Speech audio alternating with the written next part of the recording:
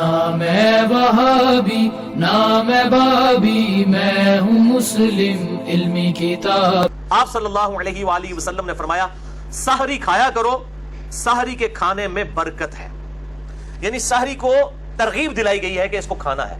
یہ اکثر لوگ 8 پیرا روزہ رکھ لیتے ہیں بغیر سحری کو، بڑا فخریہ بتاتے ہیں، جبکہ یہ فخریہ چیز نہیں، تو چھپانی چاہیے۔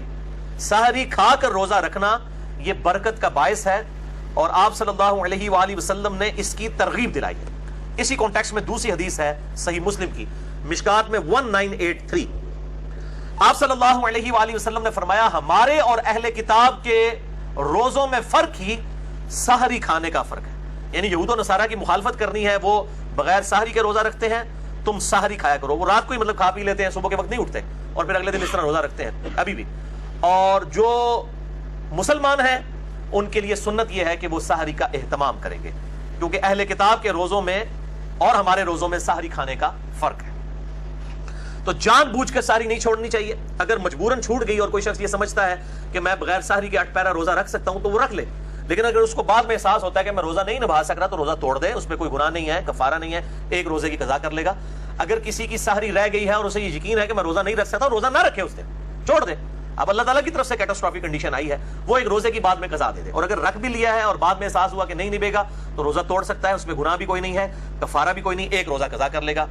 اور اس پہ ایک ایکسیپشن ہے، آپ صلی اللہ علیہ وآلہ وسلم کے حوالے سے بخاری اور مسلم میں حدیث موجود ہے، اور مشکات میں اس کا نمبر ہے 1986، کہ آپ صلی اللہ علیہ وسلم وصال کے روزے رکھا کرتے تھے، بغیر افطار کیے اگلے دن کا روزہ اور پھر اگلے دن کا روزہ، اس طریقے سے مسلسل کئی دن کے روزے رکھتے تھے۔ بعض اصحاب نے آپ کی سنت کی پیروی میں روزہ رکھا تو ظاہر ہے وہ پھر مسجد میں بے ہوش ہونا شروع ہو گئے، تو آپ صلی اللہ علیہ وآلہ وسلم نے ان کو ڈانٹا اور آپ نے فرمایا ایکم مثلی، تم میں سے میری مثل کوئی کون ہو سکتا ہے؟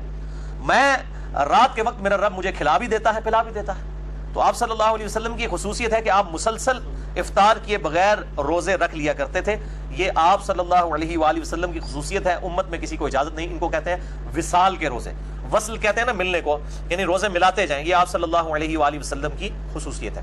تو آپ نے فرمایا ایکم مثلی، تم میں سے کون میری مثل ہو سکتا ہے؟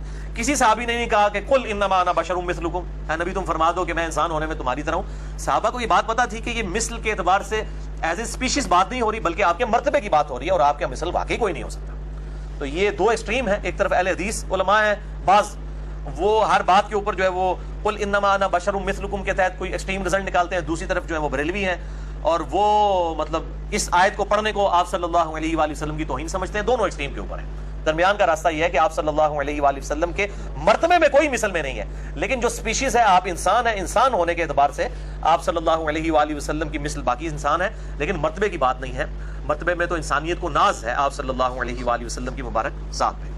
تیسری حدیث سنن ابی داؤد میں ہے، مشکات میں 1998، آپ صلی اللہ علیہ وآلہ وسلم نے فرمایا مومن کی بہترین سحری کھجور کھانا ہے۔ یہ کھجور صرف افطاری کے لیے نہیں ہے، سحری کے لیے بھی ہے سنت، اور بلکہ اس کے اندر بڑی طاقت ہے۔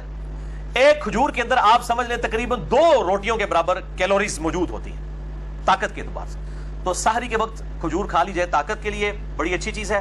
اور دوسرا اگر دہی کا استعمال کیا جائے تو پھر دن کے وقت پیاس کے معاملے میں اللہ تعالیٰ کی طرف سے عافیت رہتی ہے، یہ فزیکل فینومینا آف نیچر ہے، جو لوگ دہی کا اہتمام کرتے ہیں سحری کے اندر پھر دن کے وقت پیاس کے معاملے میں ان کے لیے آسانی ہو جاتی ہے۔ چوتھی حدیث سنن نسائی میں ہے، موقوفاً سیدہ حفصہ رضی اللہ تعالیٰ عنہا سے، یعنی ان کا قول ہے، مشکات میں 1987 حدیث کے فٹ نوٹ کے اوپر شیخ زبیر علی زئی صاحب نے اس کی تحقیم کی ہوئی ہے کہ سیدہ حفصہ کہتی ہیں جو شخص طلوع فجر سے پہلے روزے کی نیت نہ کر سکے یا نیت نہ کرے تو اس کا کوئی روزہ نہیں ہے۔ یہ رمضان کے روزے کی بات ہے۔ اگر فجر کا وقت شروع ہونے سے پہلے یعنی ختم سحری سے پہلے اس نے روزے کی نیت کی، یعنی رات کو ڈاواں ڈول تھا، شاید سفر پہ جانا تھا یا کوئی اور عذر تھا، اب وہ رات کو اس کو کلیئر نہیں تھا میں روزہ رکھوں گا یا نہیں رکھوں گا، تو اب اسے فجر کا وقت شروع ہونے سے پہلے نیت کرنی ہوگی۔ ویسے تو ہم رات کو جو سوتے ہیں وہ ہماری نیت ہوتی ہے، وہ یہ نہیں ہے کہ کوئی آپ نے کوئی زبان سے نیت کرنی ہوتی ہے، دل کے ارادے کا نام ہے، نیت کے بغیر تو کوئی کام بھی نہیں ہوگا۔ بخاری اور مسلم کی متفق علیہ حدیث ہے، بخاری کی پہلی حدیث یہی ہے اور مشکات کی بھی پہلی حدیث یہی ہے، انما الاعمال بالنیات، اعمال کا دار و مدار نیتوں پر ہے، لیکن نیت زبان سے نہیں کرنی ہوتی۔ جب ہم وضو کرنے لگتے ہیں کیا زبان سے نیت کرتا ہوں، نیت کرتا ہوں اس وضو کی خاص واسطے نماز عشاء کے، نہیں، دل کا ارادے کا نام ہوتا ہے، تو نیت دل کے ارادے کا نام ہے۔ اور یہ جو دعا جو ہے وہ نیت کی مشہور ہے، یہ بالکل جعلی جھوٹی فیبریکیٹڈ ہے۔ وَبِصَوْمِ غَدٍ نَوَيْتُ مِنْ شَهْرِ رمضان، میں رمضان کے کل کے روزے کی نیت کرتا ہوں۔ کل کا روزہ کیا، وہ روزہ تو آج کا ہوتا ہے، کیونکہ رمضان کے اندر تو مغرب کے بعد سے ہی جو ہے وہ دن شروع ہو جاتا ہے، ابھی دیکھیں آج شعبان کی 30ویں تھی لیکن ہم نے قیام اللیل کیا ہے کیونکہ رات رمضان کی مغرب کے بعد شروع ہو چکی ہے. کل انشاءاللہ تعالی پہلا روزہ ہے. تو وہ بالکل جعلی دعا ہے, بالکل ثابت نہیں, کسی ضعیف روایت میں موجود نہیں ہے. تو یہ فرض روزے کی نیت رات کو ہونا وہ ڈیفالٹ میں ہوتی ہے, یہ ضروری ہے. ہاں اس شخص کے لیے جو اب ڈاواں ڈول ہے میں کل سفر پہ جاؤں گا یا نہیں جاؤں گا, پھر اس کو فجر سے پہلے پہلے ذہن میں نیت کو حاضر کرنا ہوگا. البتہ نفلی روزے کی نیت کا کوئی نہیں ہے مسئلہ. نفلی روزے کی نیت آپ ظہر سے پہلے بھی, زوال آفتاب سے پہلے پہلے بھی کر سکتے ہیں.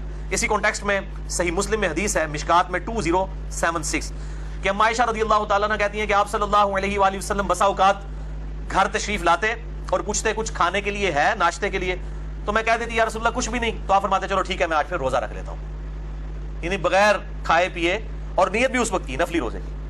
اور سیدہ عائشہ کہتی ہیں آپ روزہ رکھ لیتے اور بسا اوقات کسی کی طرف سے کوئی گفٹ آ جاتا ناشتے کے طور پر, تو آپ صلی اللہ علیہ وسلم اسی وقت اپنا روزہ افطار بھی کر لیتے کہ چلو ناشتہ آ گیا تو روزہ توڑ بھی دیتے, اور پھر نفلی روزہ ظاہر توڑ دیں گے, اس کی نہ کوئی قضا ہے نہ کوئی کفارہ ہے. یہ حنفیوں کا بالکل باطل موقف ہے. جو عبادت خود نفلی ہے اس کا قضا اور کفارہ کیسے ہو سکتا ہے؟ واجب تو ہے نہیں ہے. تو نفلی روزہ کو جان بوجھ کے بھی توڑ دیں, نہ قضا ہے نہ کفارہ ہے نہ کوئی گناہ کا کام ہے. البتہ فرض روزہ اگر کوئی جان بوجھ کر توڑے گا تو میں پچھلی دفعہ اس کے کفارے کے حوالے سے ڈسکشن کر چکا ہوں. تو یہ نفلی اور فرض روزوں کا فرق سمجھیے گا. 5ویں حدیث بھی بخاری اور مسلم دونوں میں ہے, مشکات میں 2001. ام عائشہ رضی اللہ تعالیٰ عنہ کہتی ہیں کہ آپ صلی اللہ علیہ وآلہ وسلم احتلام کی وجہ سے نہیں بلکہ کسی اور وجہ سے, اور سیدہ عائشہ نے یعنی وہ پردے میں بات کی, یعنی میاں بیوی کے ازدواجی تعلق کی وجہ سے آپ صلی اللہ علیہ وآلہ وسلم جب طلوع فجر اس حال میں کرتے کہ آپ جنوبی ہوتے, یعنی آپ پر غسل فرض ہوتا. اب احتلام والا معاملہ تو اس سے بھی زیادہ کریٹیکل ہے, وہ تو انسان کے اختیار میں بھی نہیں ہے. آپ صلی اللہ علیہ وآلہ وسلم اپنی بیویوں سے ازدواجی تعلق کی وجہ سے, یعنی پری پلانڈ, آپ کو پتہ بھی ہوتا کہ میرے پہ غسل فرض ہے, آپ رات کو غسل کر کے نہ سوتے بلکہ اسی طریقے سے سو جاتے, اور صبح اس حالت میں اٹھتے کہ آپ جنبی ہوتے اور ختم سحری بھی ہو چکا ہوتا, یعنی طلوع فجر بھی, یعنی آپ نے سحری بھی نہیں کی ہے اور غسل بھی نہیں اتارا ہوا, تو آپ صلی اللہ علیہ وسلم اسی حال میں روزہ رکھ لیا کرتے. یعنی روزہ رکھنے کے لیے جنبی شخص کا غسل اتارنا ضروری نہیں ہے, بغیر غسل اتارے بھی وہ سحری کھا کے روزہ رکھ سکتا ہے. فجر کا وقت داخل ہونے کے بعد غسل کر لے, یا اگر فجر کا وقت داخل ہونے کے بعد اٹھائے تو 8 پیرا روزہ رکھنا چاہ رہا ہے تو بعد میں غسل اتار لے, جس طرح آپ صلی اللہ علیہ وآلہ وسلم کے کیس میں ہوا. اور یہ بڑی ڈیٹیل حدیث بخاری اور مسلم میں ہے کہ حضرت ابو ہریرہ یہ فتویٰ دیا کرتے تھے کہ جس پہ غسل فرض ہو جب تک غسل نہیں اتارے گا وہ شخص روزہ نہیں رکھ سکتا. تو اس کے جواب میں اما عائشہ نے جب یہ حدیث سنائی تو سیدنا ابو ہریرہ نے اپنے فتوے سے رجوع کیا. اب حضرت ابو ہریرہ رضی اللہ تعالیٰ عنہ آپ صلی اللہ علیہ وآلہ وسلم کی وفات کے 30 سال تک بعد میں بھی یہ غلط فتویٰ دیا کرتے تھے, اور جب سیدہ عائشہ سے ان کو یہ بات پتہ چلی تو انہوں نے رجوع کیا. تو اگر امام ابو ہریرہ سے کوئی حدیث چھپی رہ سکتی ہے جو سب سے بڑے محدث ہیں, تو امام حنیفہ سے بھی کوئی حدیث چھپی رہ سکتی ہے. کہتے نہیں امام حنیفہ کو کیوں غلطی لگی بھائی, حضرت ابو ہریرہ جو سب سے زیادہ حدیثیں روایت کرنے والے ہیں ان تک حدیث نہیں پہنچی. وہ یہ فتویٰ دیتے تھے کہ جس پہ غسل فرض ہو وہ بغیر غسل اتارے روزہ نہیں رکھ سکتا, تو اور کسی کو غلطی کیا نہیں لگ سکتی, بڑے سے بڑے شخص کو بھی غلطی لگ سکتی ہے.